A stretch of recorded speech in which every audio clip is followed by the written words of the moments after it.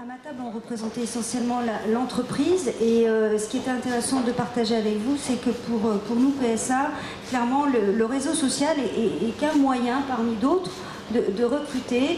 Il est un moyen qui est devenu important, bien sûr, mais qui se positionne essentiellement pour nous, effectivement je partage l'avis de mes collègues, sur LinkedIn et sur des profils dont on sait que de toute façon on ne trouvera notre bonheur quelque part qu'au travers de professionnels qui ont déjà un poste, qui sont déjà très actifs et très présents dans un parcours professionnel d'expérience et qui de ce fait ne sont pas dans les autres canaux de recrutement qu'on peut explorer, qui sont ceux des gens qui recherchent véritablement un emploi. Donc on s'est doté de tous les moyens habituels d'une entreprise pour recruter via les réseaux sociaux.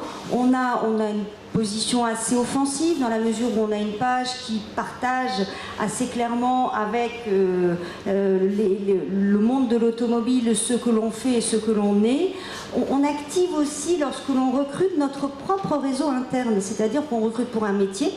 Le métier par exemple de la banque, le métier des moteurs, et on va solliciter nos collègues des moteurs pour qu'ils relaient nos recherches de postes au sein même de leur réseau. Donc ne considérons pas simplement que le réseau social est un réseau qui est dans un sens unique, membre du réseau entreprise qui recrute.